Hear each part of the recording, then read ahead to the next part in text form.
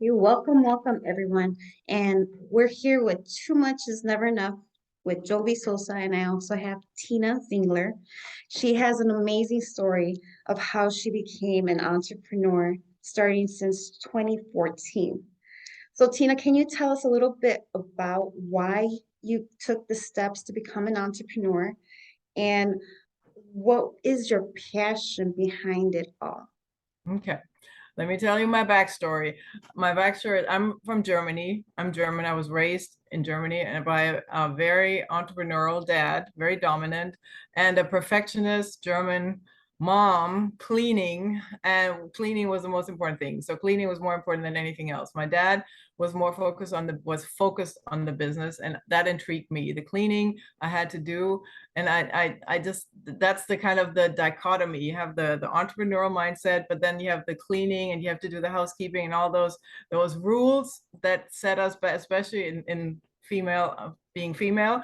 That's kind of, you have to fit into a certain grid, you have to do certain things. So that's kind of the dichotomy, because as an entrepreneur, if you spend your time doing the same thing, the cleaning thing, or doing things that distract you, you cannot be productive or as productive as you could be. So in my case, I have to be both. I have to be the mom, the cleaning, the taking care of everything, and also the dad principle, the entrepreneur getting out there. And that brought me actually to the US, because my dad saw a vision. He wanted to expand his business in the US and in real estate, and he did.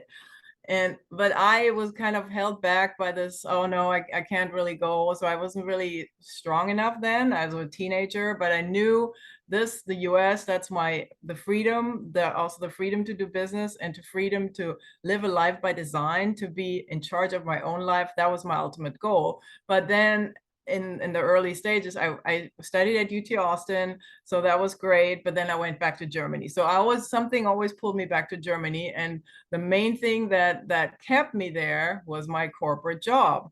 So after I finished my master's, I was looking for a job. Even though I wasn't really looking for a job, the jobs came to me because I was looking for the opportunity. I was looking for something larger. I was looking for transcending those cultural divisions and connecting the best of both worlds, the freedom system, and also the kind of everything is in categories, like the holding back system. So just connecting those two.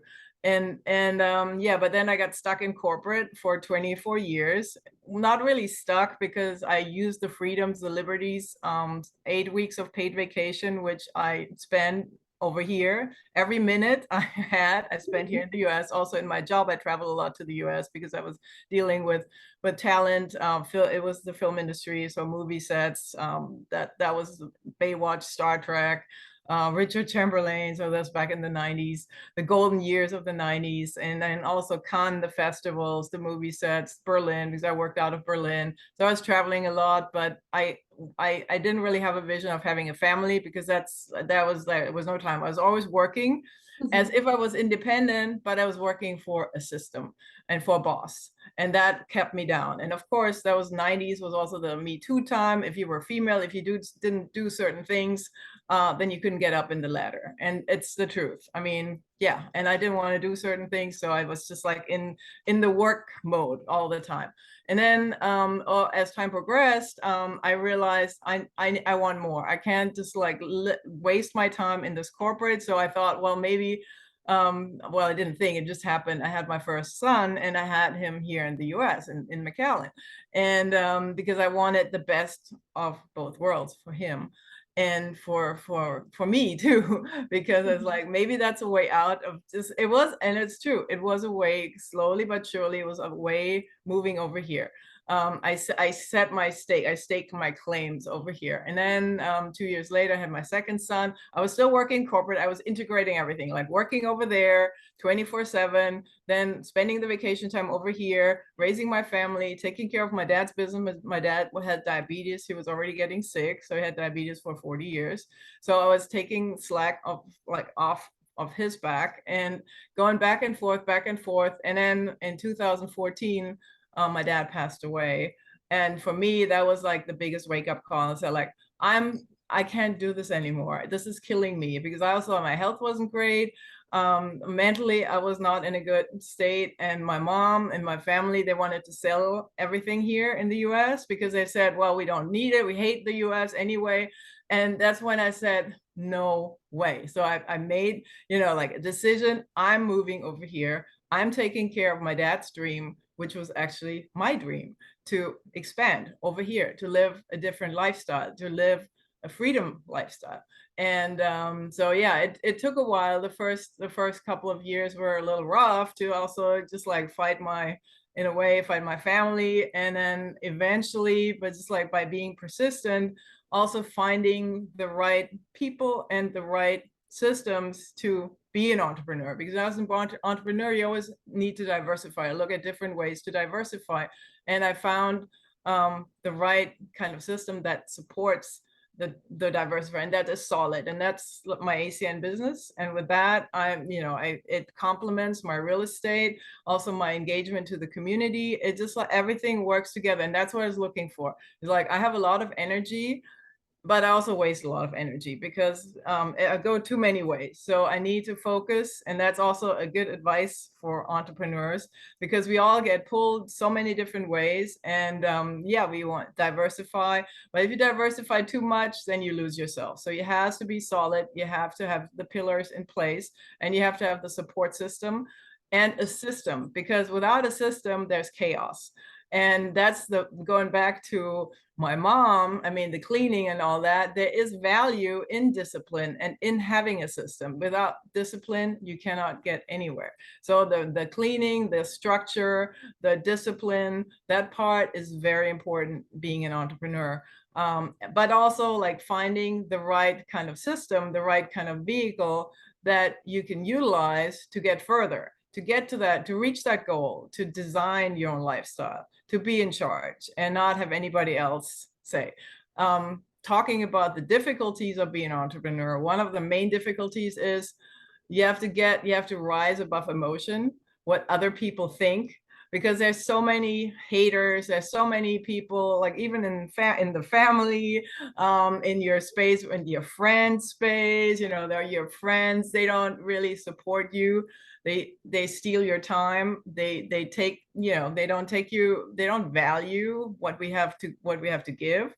So you just have to find also in that space, who do I spend my time with, and what kind of input do I let into my mind? What do I do? Who do I surround myself? What do I read? Because that's the mindset, the building your mindset, the personal development, that without that, you can't be an entrepreneur. That's the truth. If you're not willing to put time in for that, and if you don't accommodate that, and we just had the conversation about time, oh, we don't have time, nobody has time, everybody's always busy. No, you make time. We need to set priorities. We are in charge of our lives, and we also have the authority to take ourselves as like important enough to say no to other people. No, I can't do it now. You just like do it later. Doesn't mean that you don't like your friends or that you don't want to help, but it's kind of like being on an airplane when there's the oxygen fallout. Who are the ones who have to take the oxygen mask? Not the weak people or the kids, but the people who's like, okay, I can do this. I will help. I will pull the door. I can get everybody out. So in order to be strong, you have to protect your strength. And because without your strength, you can't help others. And that's the reality. You cannot help others if you feel weak, and if you don't build yourself up. And that's a daily thing. It's not something that you have forever. It's something you have to work on and build every day. And it could slip, but then you get back up, and that's the consistency that you also need. Again, the discipline, you get back on track. It happens, things don't work out. You lose, you lose people, you lose friendships, you may lose money, you may lose resources. It's hard times, everything seems to go wrong, but you are persistent and resistant. You don't give up. And that's also my motto: never give up. Don't surrender to anything. Just keep going. Never give up. And there's actually a quote from I watched, because I was in the Star Trek space for my corporate job, the Baywatch, but there was in Galaxy Quest, there's this quote, never give up, never surrender. And that intrigued me to this day. I use it. I think it's a quote from somebody else, but it's like, never give up, never surrender, no matter what, and whatever it takes. So that's what, and then I keep reminding myself when things don't work out so well, it's like, okay, whatever it takes, get back on track. You can do this. And that's the essence for an entrepreneur. You have to be on top of things. Right. Oh, I love that. That's Yeah. amazing. So what is your passion, or what's the most important part of your business that you enjoy the best out of it? What is it? What sets you apart from everyone else, in other words?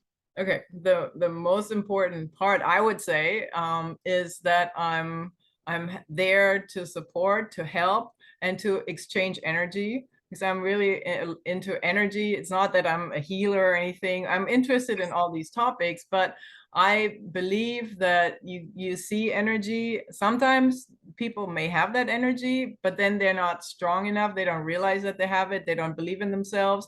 And it's hard to get the energy going for them. And that would be my biggest wish, the energy to do business, to have the freedom to do the things that they need to do, to be designing their own lifestyle. Again, not everybody has that goal. That's another reality that we have to face. And we can't put the goals into their lap. They have to like look for it, and then that's how we connect. And I think that's the way. They need to look for it, and so we need to meet and connect. And that process of finding the right people who have the energy and who you can exchange the energy and grow, like build more energy and build more of the resources that we need, help more within the community and beyond the global community, do the right thing. Don't get lost and sidetracked by politics or by that's another thing that's very important, that I stay away from politics, because it's not really getting anywhere. You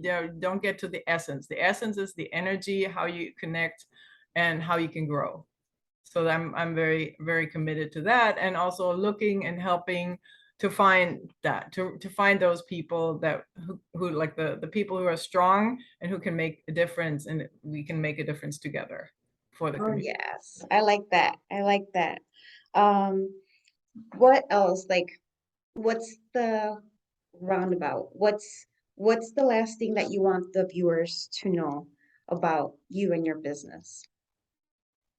It's for my business, it's very important that I'd like to help them also define their goals and get there. As I said, like, there are different vehicles, and my vehicle is like, for me, that's the best vehicle to get there.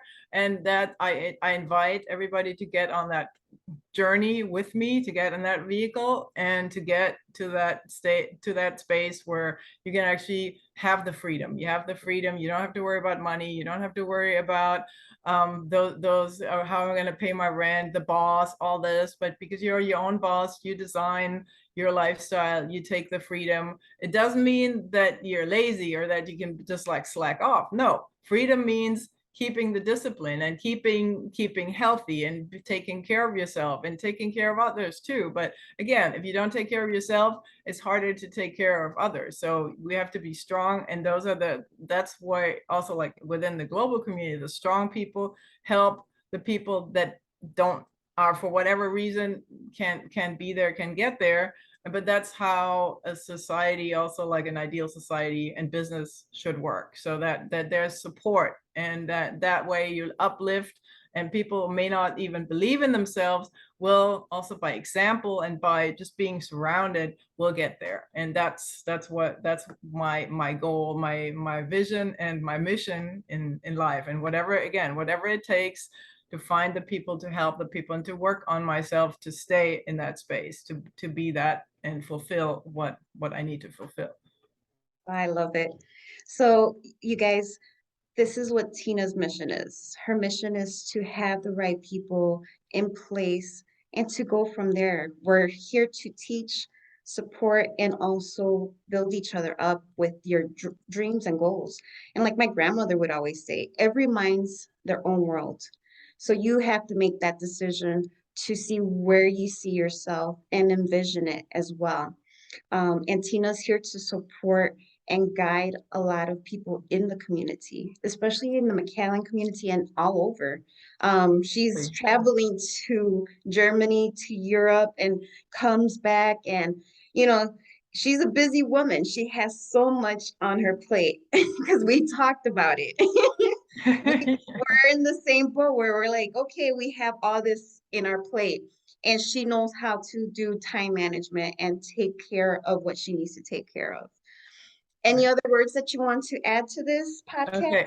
Okay, yes. What's also important, that because I'm passionate about the arts, so always color your life, and like colors also for good energy. Colors are so important. And you have to feel good about yourself and surround yourself in that colorful space, because the light, that's also where we're kind of like a moth. We go to the light. We don't want to be in the darkness. We want to be in the light, because that's where things can grow. That's where things can like function and work the right way. So yeah, the arts, like the colorful arts and all the different shades of art, that's very important. Just also to keep ourselves healthy, like food, that's another area that's very important. There are a lot of different ways. I'm vegetarian. I've been vegetarian for 40 years, but it doesn't have to be. It's not for everybody, but just being aware of what you use, what you put into your body, and that you